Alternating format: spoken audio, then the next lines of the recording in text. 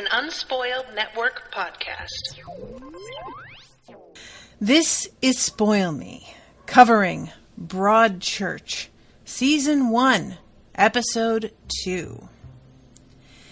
In this episode, we find out that is it Chloe? She's into something kind of shady, and I don't entirely believe her story, but also I can't imagine what else she's up to.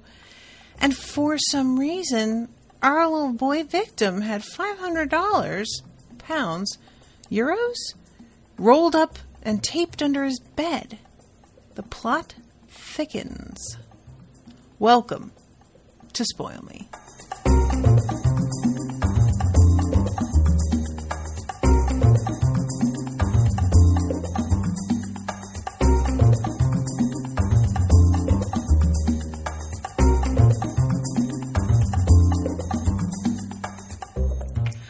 Welcome to the show, everyone. I am Natasha.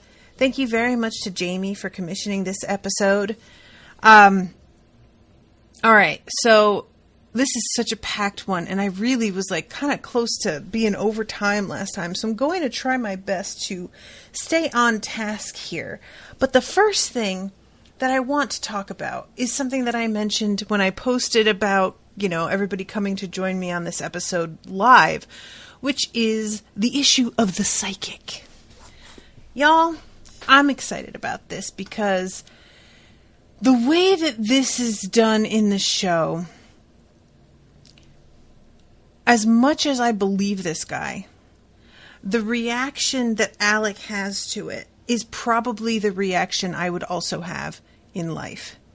And this is something I've discussed on other things. My strange mix of belief and skepticism.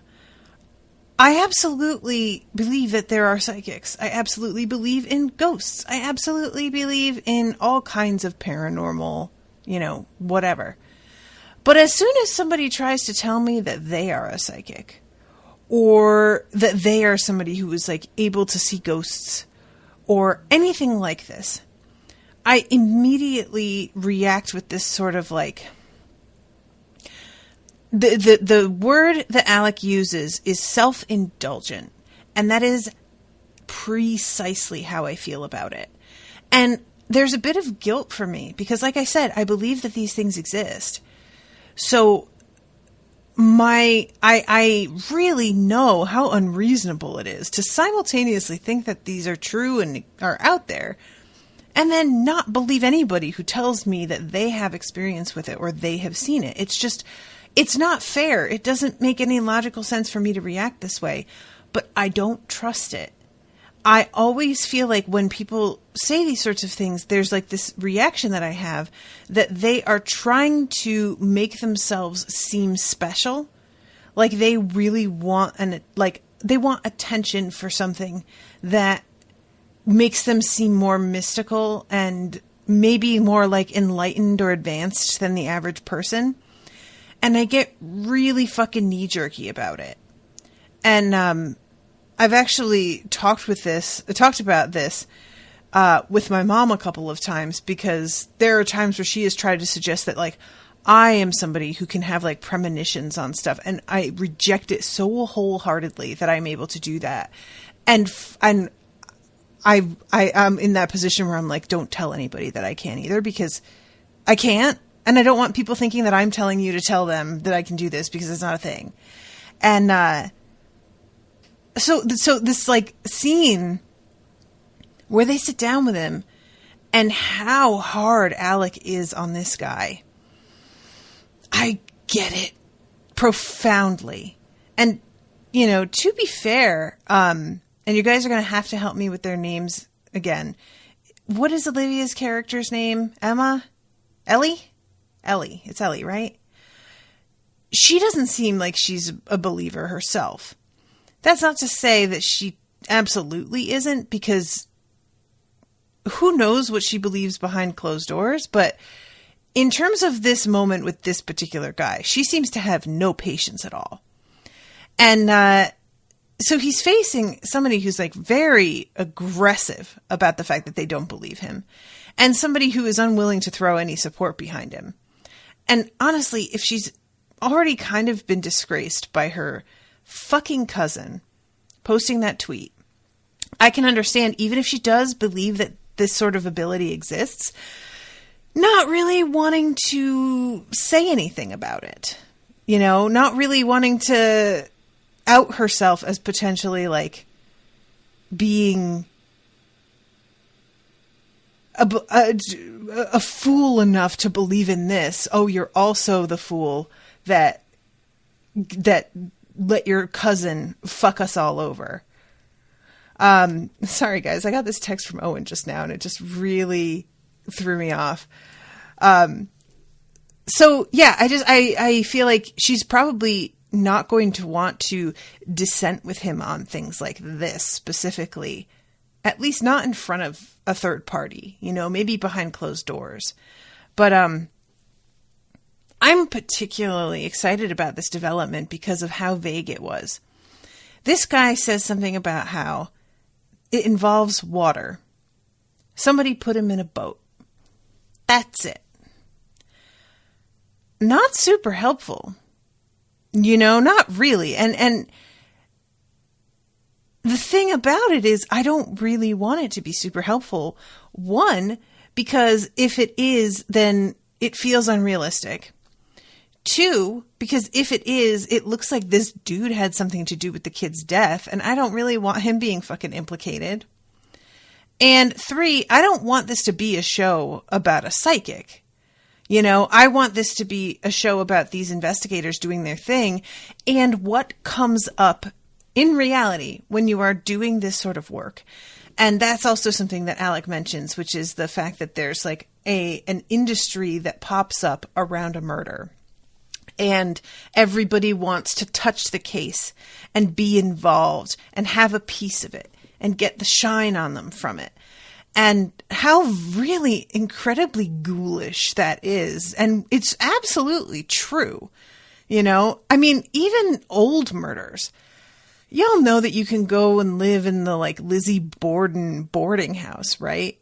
And you can stay in the bedroom where her mother's body was discovered. And there are photos of the crime scene on the walls in the room that you're sleeping in. And I'm not sure if it's like the same bed, but I wouldn't be surprised if they decided to keep the fucking furniture. Like, probably not. But we have this like fascination with this stuff.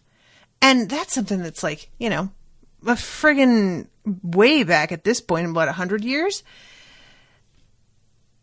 And if you can get people believing in your shit and you are maybe like a fake psychic and you get your name mentioned in relation to a case like this and you happen to be correct, that would do a lot for you. You know, that would probably help your business. So that was a scene that really affected me because I felt really bad for the guy because I believe that he's telling the truth. But I also was I just related to Alec's reaction, and especially because there is clearly something going on with him personally, which we have seen hints of all throughout the first episode, and then it comes up again this episode pretty heavily, that imply he dealt with a traumatizing case in his recent past, and probably this dude is reminding him of somebody that he ran into on that case that he doesn't like, or that fucked him over somehow, or messed with him maybe, like who knows. And so I think he's got a bit more of a paranoia about that than he might otherwise have. I think anybody who doesn't believe in this sort of thing would be offended, but he has a particularly violent reaction to it, and I don't think that that's out of nowhere. And speaking of the reactions that Alec has in the previous case, we have two specific moments that really seem to set him off in terms of, we see him at one point having what I think is a genuine panic attack and taking some pills for it, which I didn't realize that there were pills that you could take for panic attacks. I should have known that would be something that, but maybe it's not for panic attacks. Maybe it's just sort of like a generalized anxiety medication or something, and he's taking it because he's realizing that he's having an issue right now.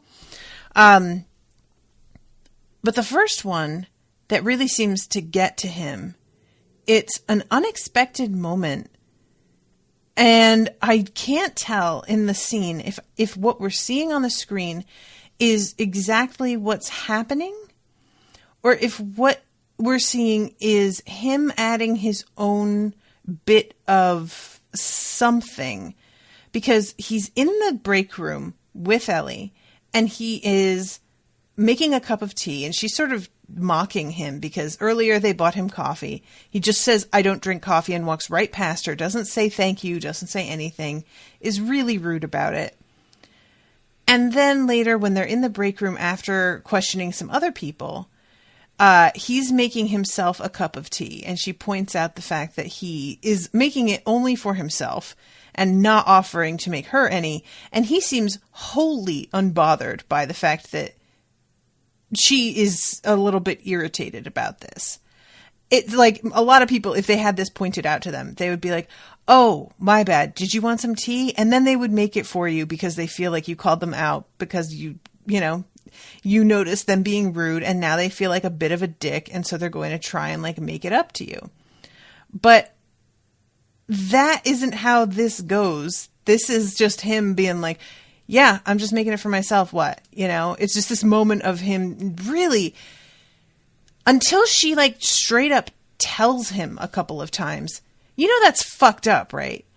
Even when she points it out in a very obvious way like this, it's like it doesn't quite hit for him. It's like it doesn't register exactly what she's saying. Like, he's so abstracted in his mind that what she's saying to him is not registering as having any subtext at all. He's just hearing her being like, "What the fuck?" And he's like, "What? I'm making a cup of tea. So back to the case." And it just doesn't, it's not until she kind of confronts him in his office. And it's just like, "Oh yeah. I'm definitely like on your side, guy who came in and stole my job and then tried to tell me how to do my job and then sighed like deeply every time we offered him food or a drink, trying to be nice." And that's the first time that he seems to actually like process what she's saying to him. But this moment when she's making the tea, she walks away and he looks down into the cup. And there is, I think it's the corner of a tea bag poking up out of the water. And all I could think, because of his reaction, is it relates to the same moment when he's on the beach and he hears the waves. And he seems to zero in on the waves. And I had said at the time, it could be that there was a trauma related to the ocean, and this is reminding him of that. Or it could be when you go into like a panic state, sometimes your senses become hyper-focused.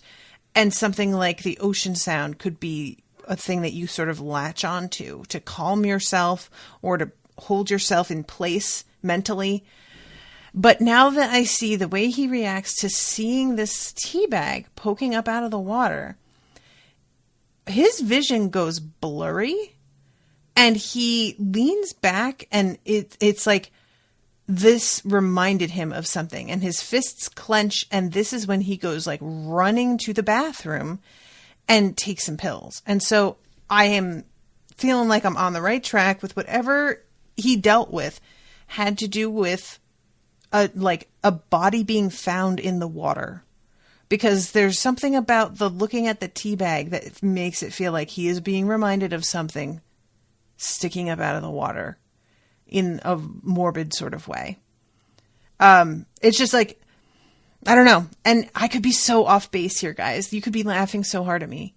I really have, like, this is just a guess, but I'm putting the context together because it can be weird things that make us like reminded of another thing, And obviously whatever he went through is coming closer and closer to the surface the longer that they work this case. And he's just trying to act like that's not happening. And that is going to come to a head soon. And that brings up also what the psychic said to him, which is, "She forgives you." And he stops and looks at him, and the guy says, "For the thing with the pendant." And everything again goes kind of blurry. Obviously, this dude nailed something. And I'm guessing it was something really personal from the way this man reacts, because it doesn't seem like this is a thing that anybody would have known about. That doesn't change his attitude about the psychic, though, I hasten to add. It's not like this guy says this and all of a sudden Alex sits down and is like, this man is for real. We must listen to him. It's almost more upsetting, I think, that this guy got something right, because he was so ready to write him off and so angry about it that, and you guys know how that can be, how we can have these sort of perverse reactions to something where we're angry at somebody because they're doing something that we see as really wrong. And then it turns out they weren't, and that makes us angrier somehow. And so when he's out in the hall talking to Ellie, he is going hard against this guy and just being like, I can't believe he walked into our office. And of course, Ellie asks him about the pendant thing, and he just ignores that and acts like she never even spoke. It's just, I'm really curious. I can't wait to find out about what's going on here.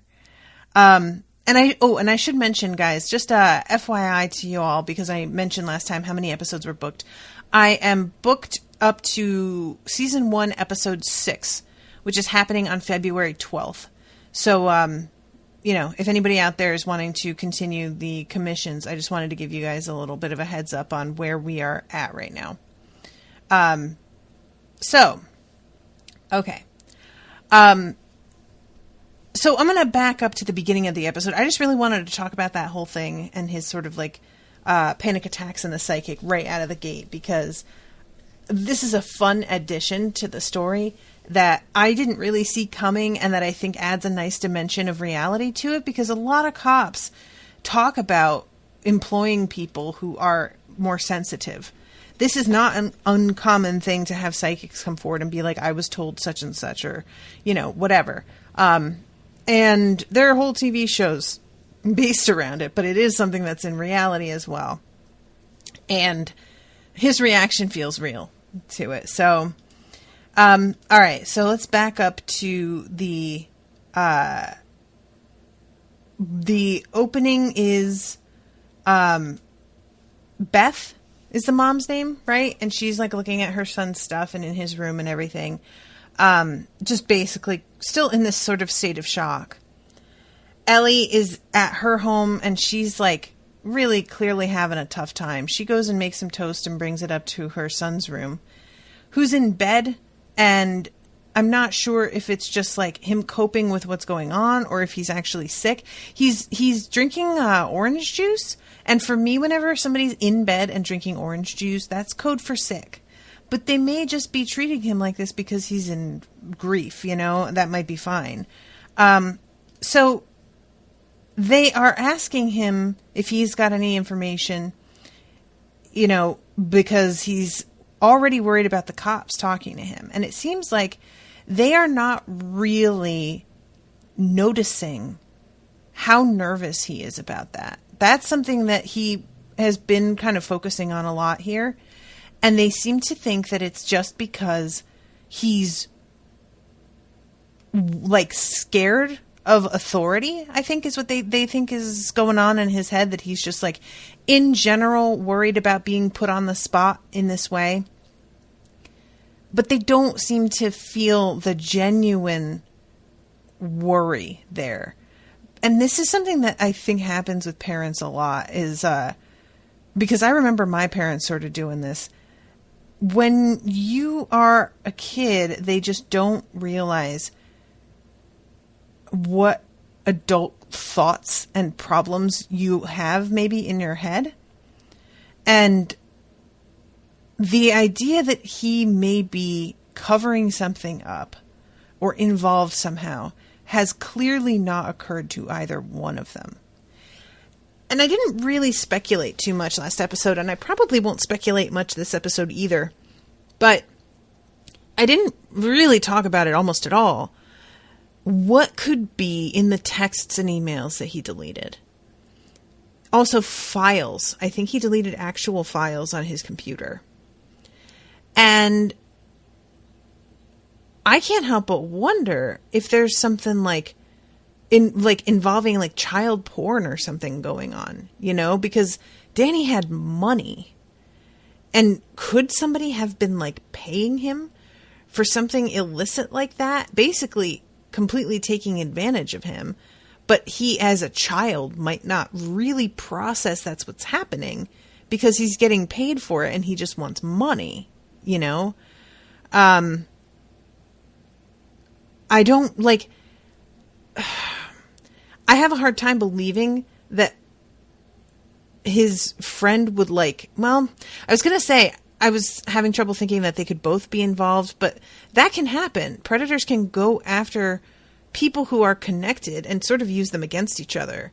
And if he thinks that they are responsible for the death of his friend, he would want to cover their tracks so that he doesn't also get in trouble, because perhaps something like in particular caused Danny to get targeted, and he's worried that could happen to him and he's hoping to avoid that. So he's getting rid of evidence and whatever.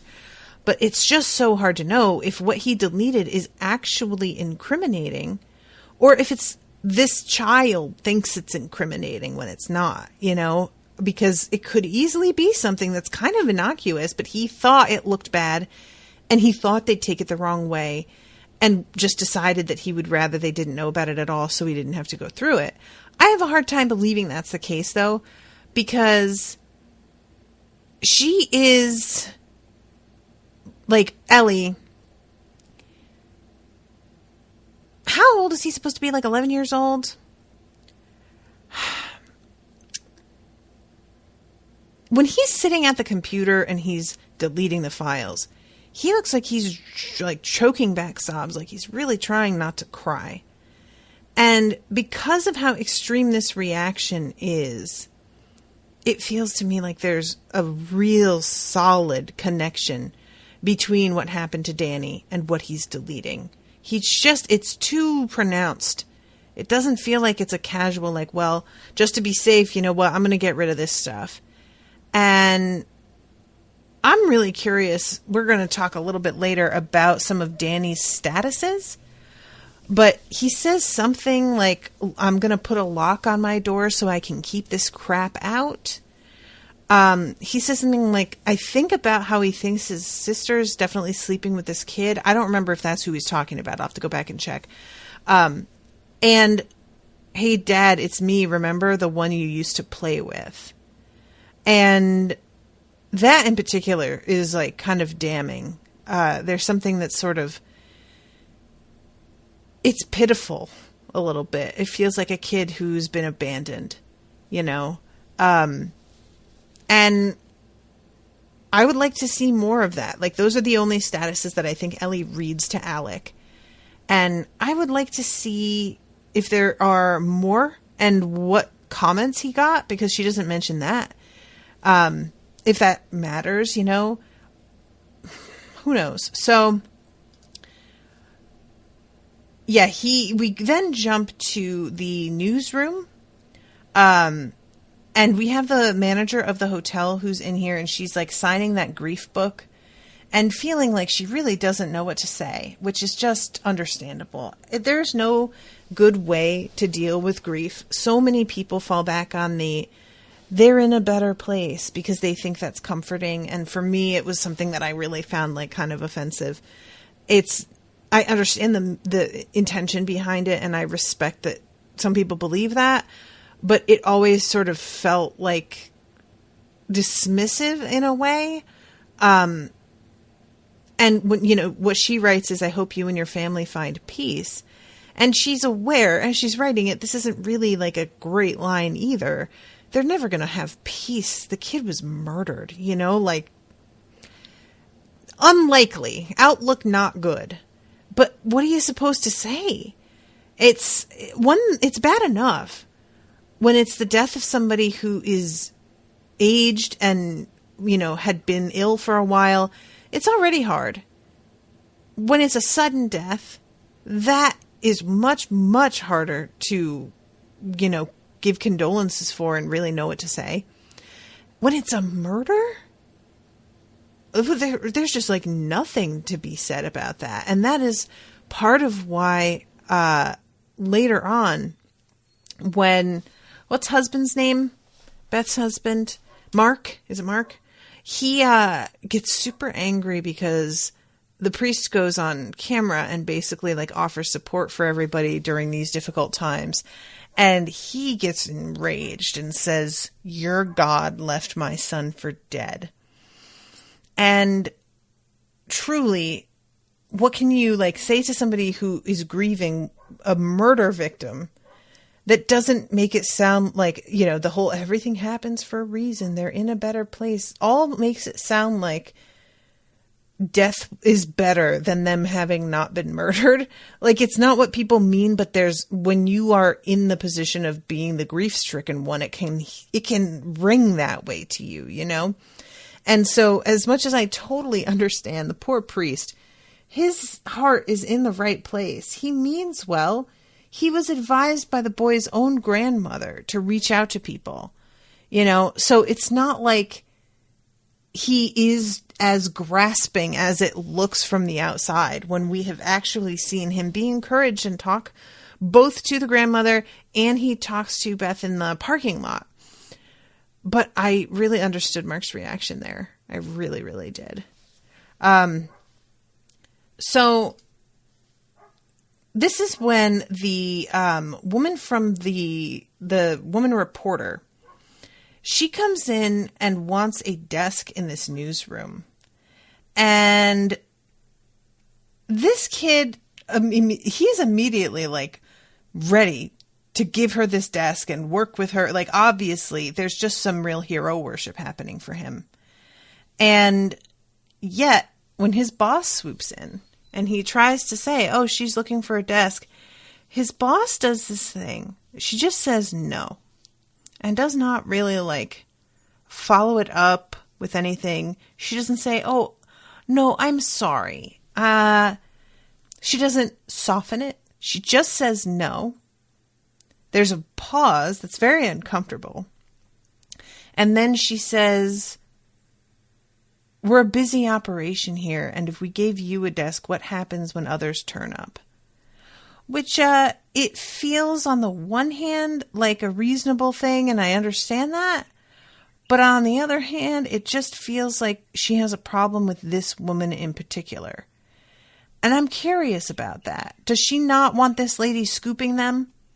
Is that what she's worried about? That like this Londoner is going to like come in and just take the shine off of their story that they're working for?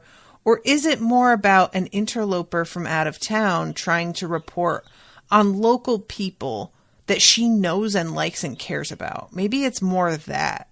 Feeling like, you know, we're going to write about this sensitively because we know everyone involved.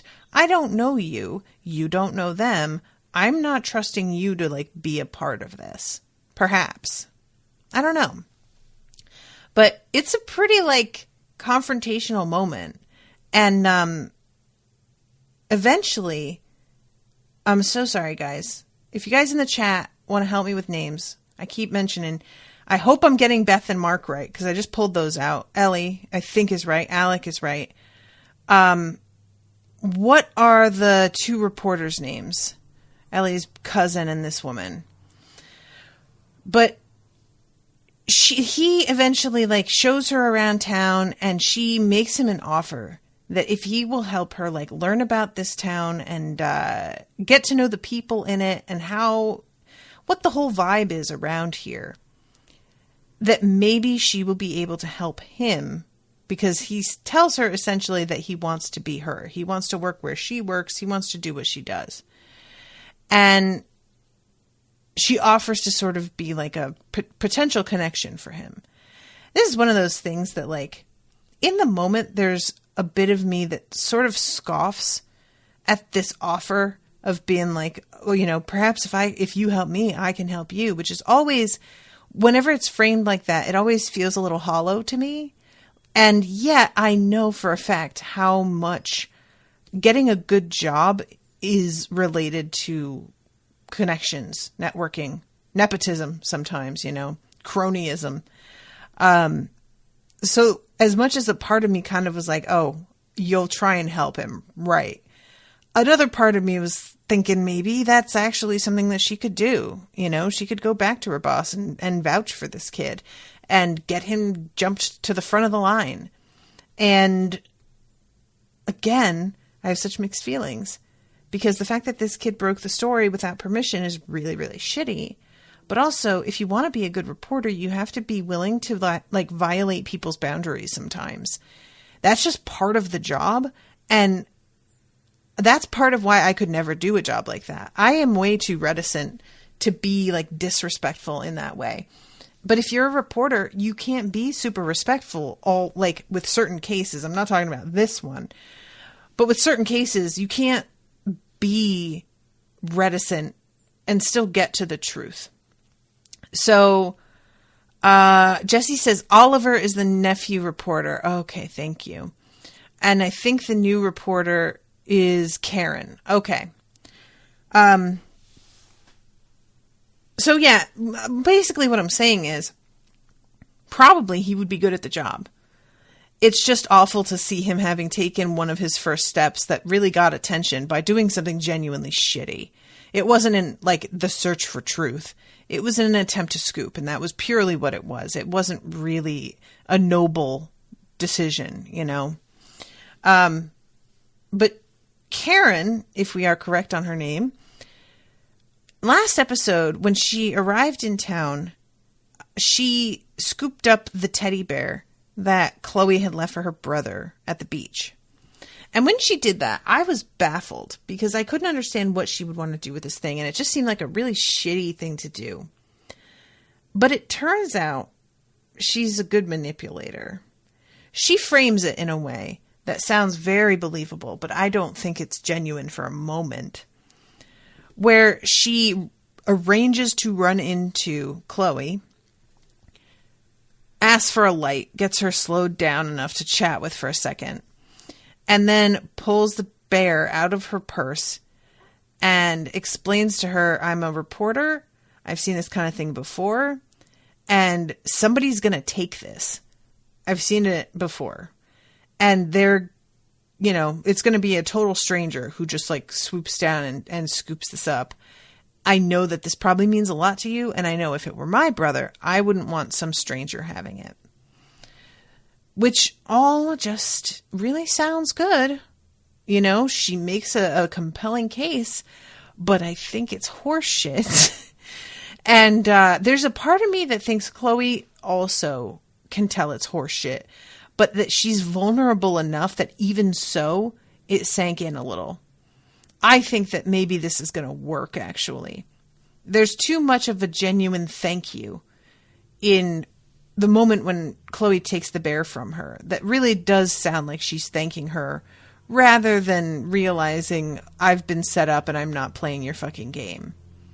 And she gives Chloe also her card. Or no, she puts her phone number in Chloe's phone and tells her, if you ever need somebody to talk to, or if it's ever becoming too much, you can give me a call.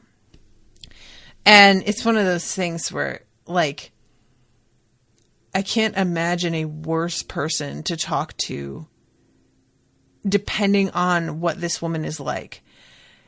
There are times where somebody like this might be who you want on your side. When you are up against a person who has maybe more of like a mouthpiece and you need somebody else to represent your side of the story.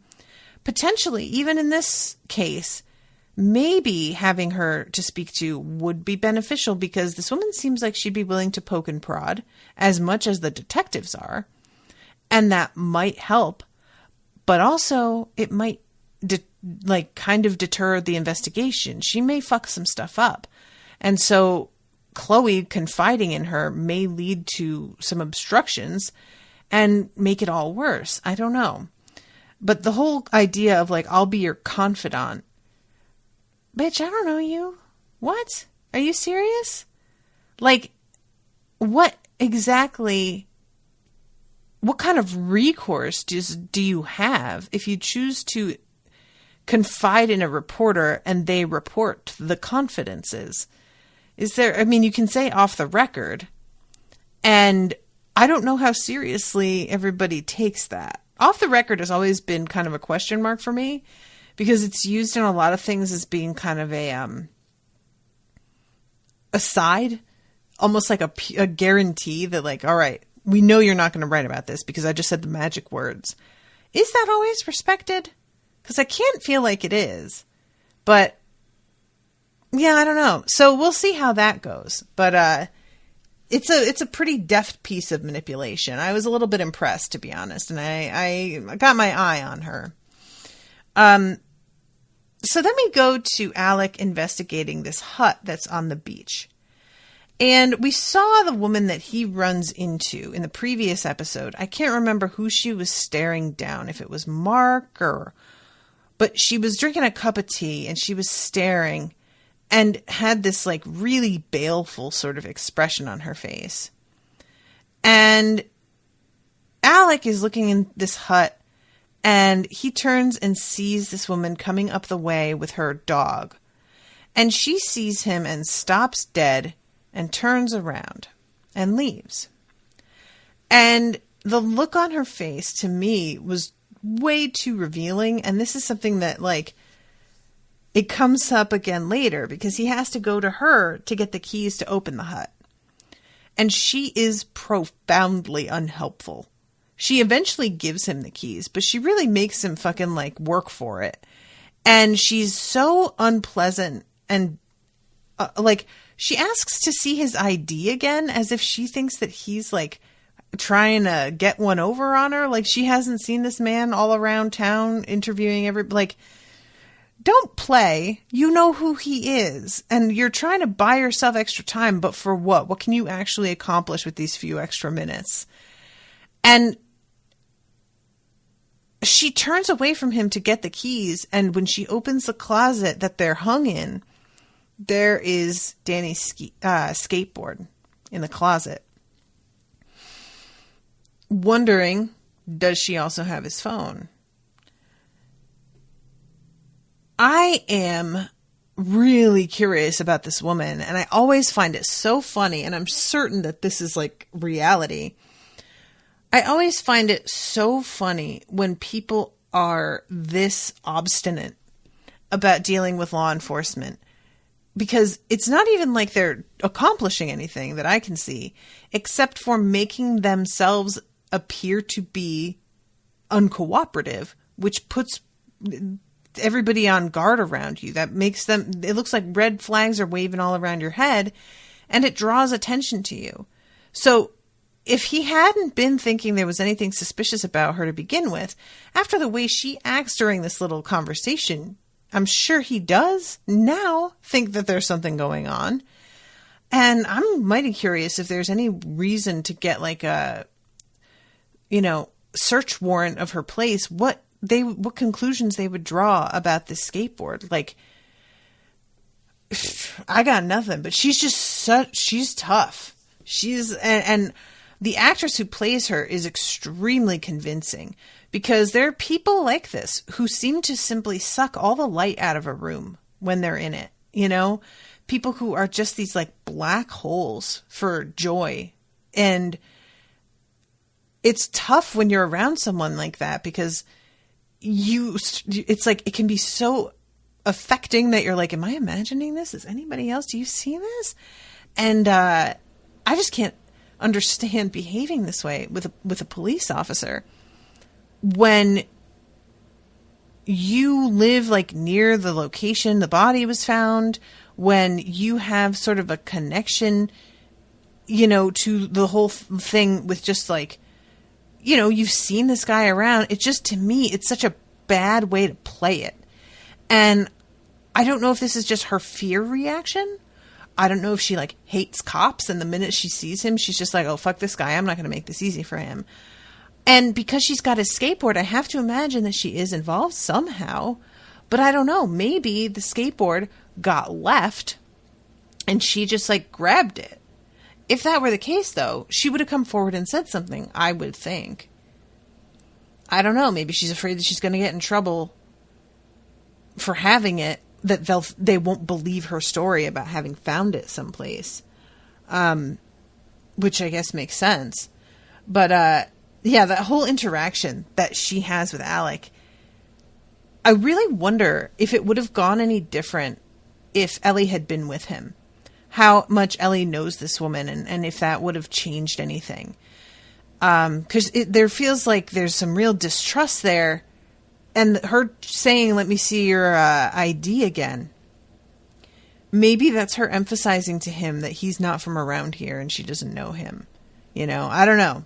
But the interaction was remarkable, and I thought that she does a really great job of being a fucking brick wall, you know, and really giving him nothing except being unpleasant.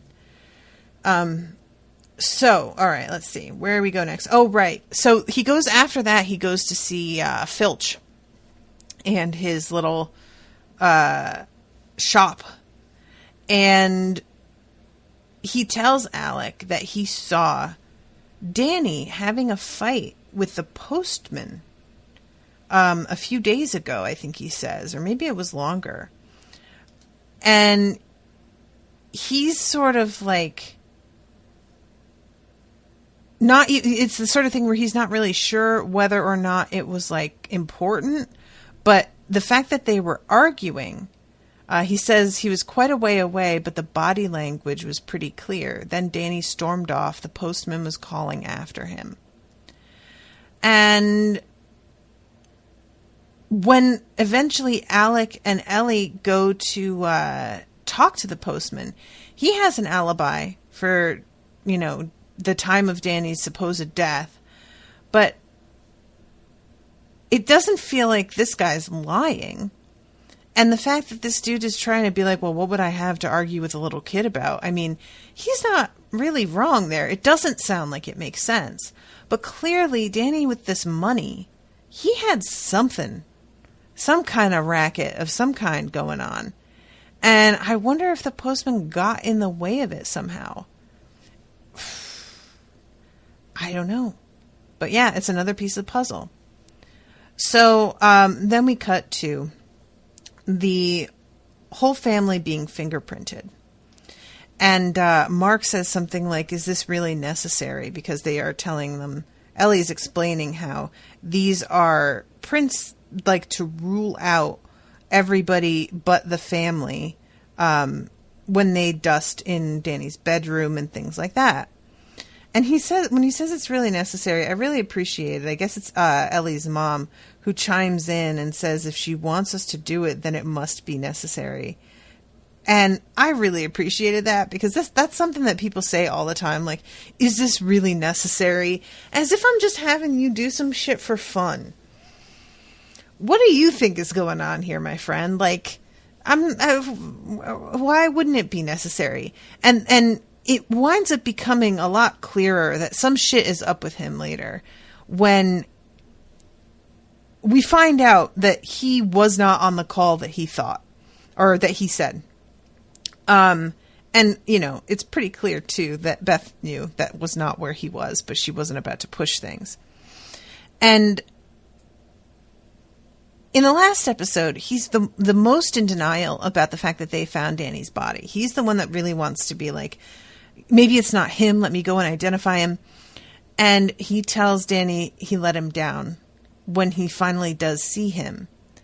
And I am beginning to really feel like I don't believe that he is responsible for his son's death, but I think that he's wondering if he is. And every step of the way, he is fighting back against things that could prove that he is. I think that's part of the reason that he didn't want to believe that Danny had been found, because there's some bit of him that maybe knew he was maybe in danger, or maybe the fact that he had no idea is what's making him feel guilty. But this moment of is this really necessary? To me, that's him being a bit jumpy. Why do you care if they have your fingerprints? We're investigating your fucking son's murder, dude. Why are you acting like this is so much to ask? Because you have other things to hide, evidently. And they have late night footage of him at the hut in the parking lot getting out of his car. And once they actually open the hut up to be checked out and, you know, fingerprints and whatnot, they find blood on the door jamb. And it looked like somebody went through this whole house and really cleaned it top to bottom. But they miss this tiny spot low on the door jamb that has some of Danny's blood, and that and Mark's fingerprints are all over the place. So they have him like on CCTV, they have his fingerprints, and yet he's still acting. This conversation that he has with Alec, y'all,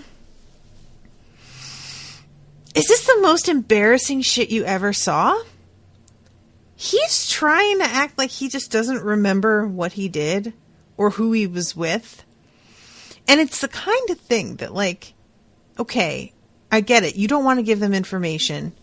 And I guess by saying all of this, you successfully sidestepped it and you didn't give them information.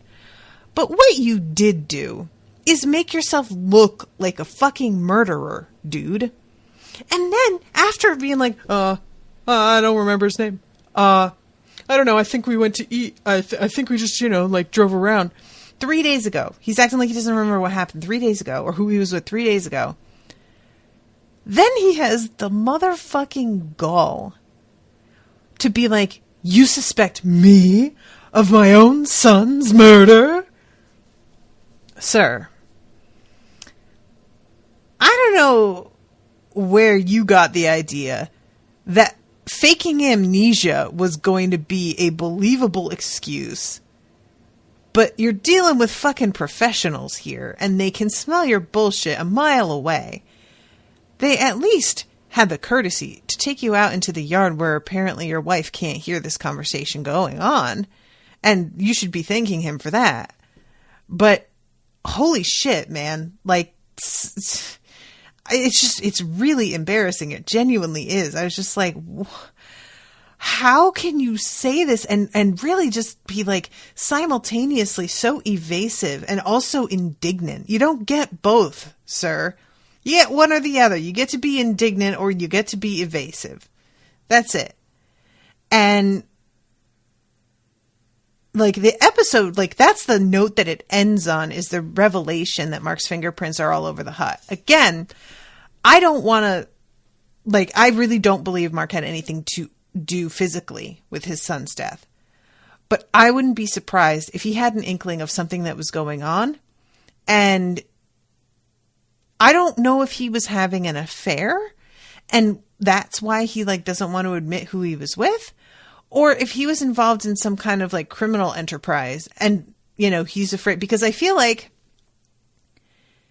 if it were just an affair, that's something that he could potentially like get this investigator. He could be like, all right, look, you can talk to her, but don't say anything. That's something that you could hope they'd keep between themselves potentially. And he'd still be able to be honest with at least Alec. But if it's a criminal thing, that's much, much trickier. He could try and be like, oh yeah, just me and my friend John went for a drink. I mean, if John is just like, yeah, we went for a drink, no big deal. I guess I could see that, but I think that's when he says like, it'll come back to me. I think he wants to like go regroup and get the story straight. Because if he tells them, my friend John and I just went out for drinks and drove around, and they immediately leave his place and go and call John, that's not going to work out super well. So I think he's just probably biding time so that he can get his story straight with whomever it is that he was actually with. And I just, my immediate assumption is always to jump to, you were cheating. But I'm not sure that it could be a combo, actually. I didn't really think of that, but he could be having an affair with somebody that he's also doing like criminal shit with. And to pile like shit up on top of this, we find out earlier in the episode that Beth is pregnant. And really feel for this chick. Like, her daughter is, what?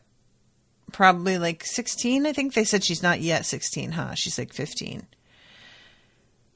Danny was 11.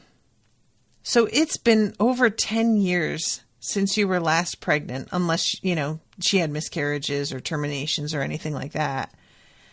What an unwelcome surprise in the best of times, I suspect.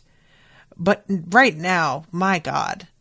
And especially if she doesn't trust her partner. And maybe it's not his.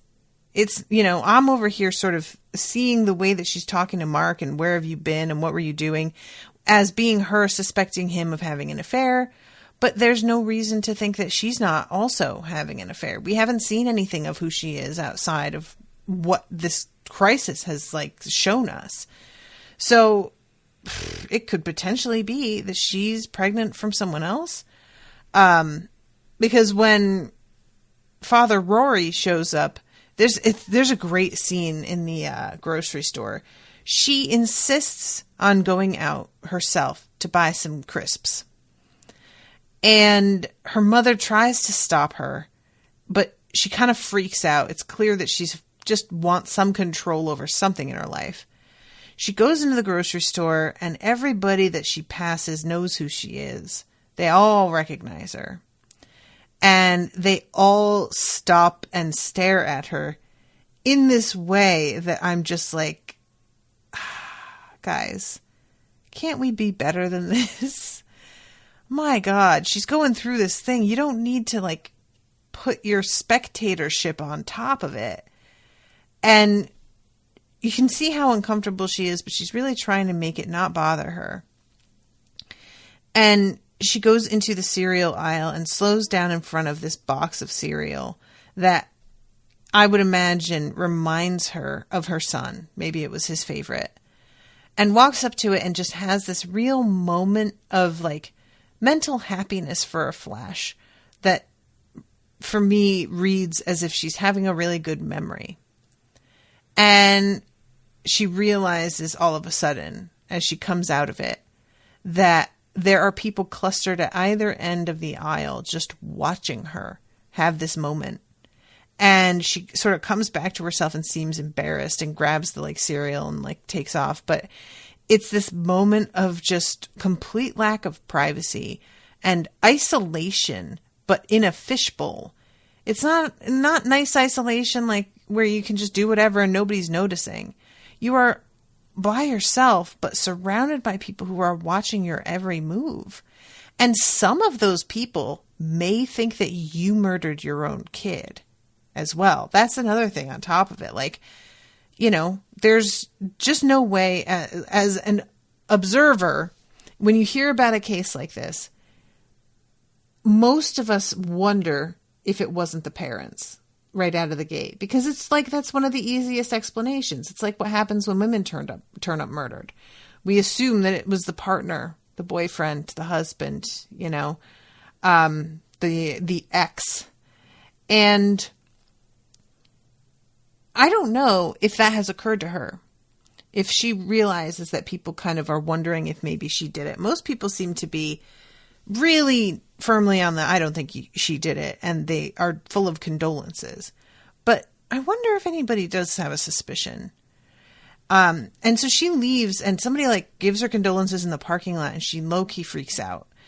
She gets in the car to try and flee the scene, essentially, and backs into one of those like cement bumper like poles and gets out of the car and has a complete meltdown in a scene that's so well acted. Like, this is just, I have felt like this a lot recently, where it's like there's already things like piling up and making me feel anxious, and then another thing will just be dropped on top of it and I completely lose my shit. And it's just like, it's not about that one little thing. It's the overall, just the pressure, you know? And this is when she talks to Father Rory, tells him that she's pregnant. She hasn't told her husband. She says it's complicated, which to me reads like maybe, you know, it's not his. And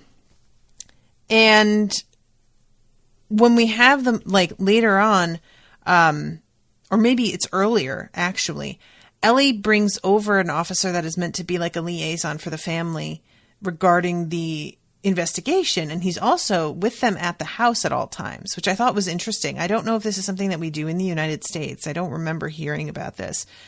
But Beth's a little sorry that, like, it's not Ellie that's staying with her. She wants somebody that she knows really well, which can't blame her for that. But Ellie's like, look, my abilities are best put to use on catching who did this. And one thing that I keep respecting about Beth is how much she understands that her emotional needs have to take a back seat to the job right now. Beth keeps on, like, she goes upstairs at one point and sees the caution tape on her son's door. And I thought she might just go in there anyway. A lot of people would. They'd feel like, this is my house. This is my son's room. I'm grieving. I absolutely have the right to be here. But she doesn't. She walks up to it, stops herself, and turns and leaves. And I think that was her telling herself, like, you can't contaminate this scene. You know that that will ruin things. You need to, like, pull yourself away from it and let them do what they need to do. And I wish more people could function that way, because it's like, it's hard out there, you know? So this liaison is stationed with them, and they're his first family, which he, like, blurts out and should not have, which he immediately realizes he should not have. And right before Ellie leaves, Beth gives her a list, or it's Chloe maybe. And it's a list of people that they think could have done it. And Ellie is reading it and says, these are all your friends. And Beth just says, I know. Which, that's the thing, I think, that probably is the worst when somebody near you dies. In a manner like this, you could hope that it's a complete random act by a stranger. But you're going to be suspicious of everybody. And how that must, like, shake the foundation of who you are, you know, finding yourself maybe occasionally being suspicious of something somebody said and having to shake yourself and be like, oh my God, of course they're not involved.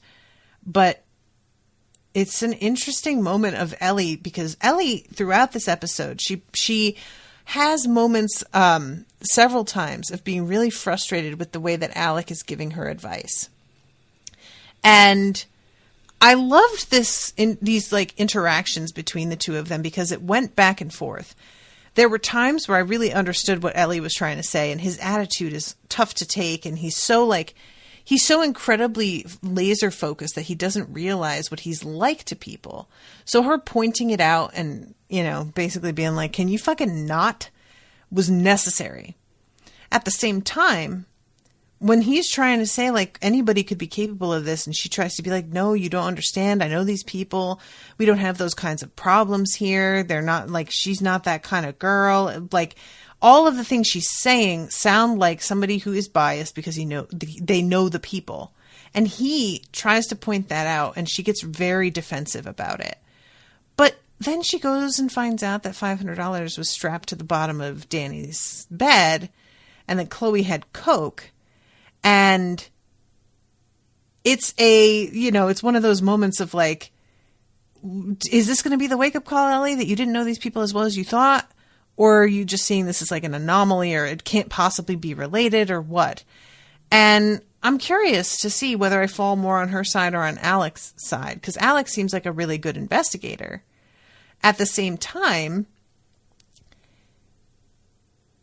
I do love her pushing back on somebody who just swooped in, you know, and I understand her resentment, and I understand her getting sick of his like broody attitude. So yeah, I think that's everything. I am really enjoying this though. Oh, the one thing I will add is that there's a great scene with the priest and the woman who runs the hotel and this other man who owns a business apparently in town. And this guy is going off on how badly this murder is affecting like the local economy, which was weird. He says like, nobody's going to want to come here now. It's a murder town. And part of me was like, maybe that's true for people with kids, but I could see like morbid people flocking here out of interest. You know, you just give it a little time and that might happen. But both the manager of the hotel, who had been also asking, like, when are they going to take the tent down? When do you think they're going to do, like, reopen the beach? Her and the priest both yell at the guy and basically tell him to stop being fucking inappropriate and knock it the hell off. And it's a very satisfying scene. And we find out, too, that Chloe got the Coke from her boyfriend to give to the manager because the manager somehow knew to go to Chloe for it. She had a couple of people staying, a couple of guests who asked for it while they were on vacation. And I don't know why Chloe was the person she knew to ask, but she did. It's just that Chloe took too long to get it. So by the time she got it, the guests were gone. She gave it back, and Chloe had just been sort of holding on to it. That's the story. We'll see if that's true. Chloe claims she doesn't use, but then why not give the Coke back entirely to your boyfriend rather than hold on to it in your room? What's going on there? And he's really agitated at the fact that the cops found it. She doesn't point to him. She doesn't say anything about him, but he is very, very worried. And she pretty much snaps at him over the fact that he's kind of turning this whole thing into like something about him. But, you know, I understand his position as well. This is completely outside of his control, and it sucks. So I think that's everything. Yeah, I'm super curious what's going on next episode, so I'm really excited to watch it. I won't be covering the next one for a couple of months, I don't think. Yeah, the next one isn't until January 22nd. So it's a ways off. And I apologize for, well, you know, y'all commission it when you commission it. So, but I really I can't wait. I'm going to be champing at the bit, kids. So I hope that you guys will bear with me and keep me from spoilers. And thank you again, Jaime, for commissioning this. And I will be seeing you again soon with a new episode. Until then, toodaloo, motherfuckers.